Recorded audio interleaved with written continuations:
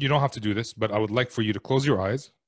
Okay. And I'm on imagine, camera, so you're going to see this. So, well, I'll turn off my camera. Don't worry. Just if one of your employees were come to tell you you're good, your best trait is this, what would it be? You can open your eyes now. Empowering my employees. How do you do that?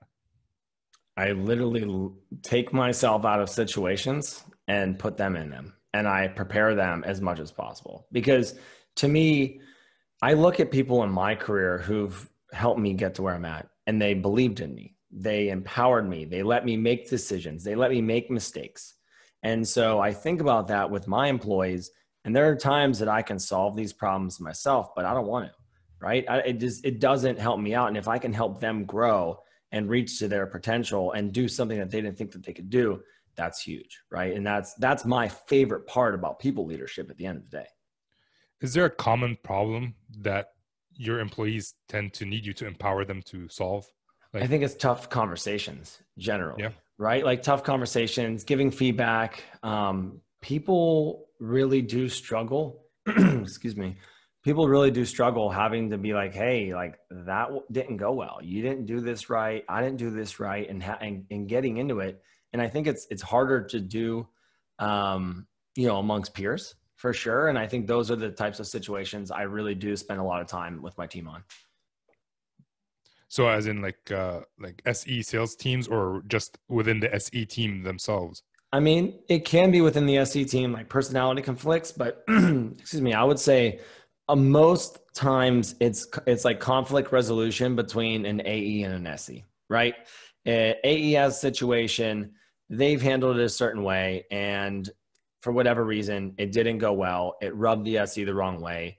It was just wrong, right? So having to approach them and tell them that is tough. Or SE between SE, right? Like at SalesForce, I manage a core team, so we're responsible for our sales and service products, but we work with specialists. And so specialists could be B2B commerce or the platform team or a CPQ team, right? And giving your peers direct feedback about a demo or about the way they approach the value proposition can be difficult. So I think that's where I spend a lot of time personally. There's a situation that happened to me. It was early on in my career. I did something not to the best of my abilities. I admit that, or I didn't know I'm supposed to do it one way versus another, whatever it was. And instead of the person telling it to me directly, he went and told the salesperson, who went then and told the director, who then told the VP of sales engineering, who then told my manager, who then came and told me. And then I immediately, I got up from my I told my manager, hold on.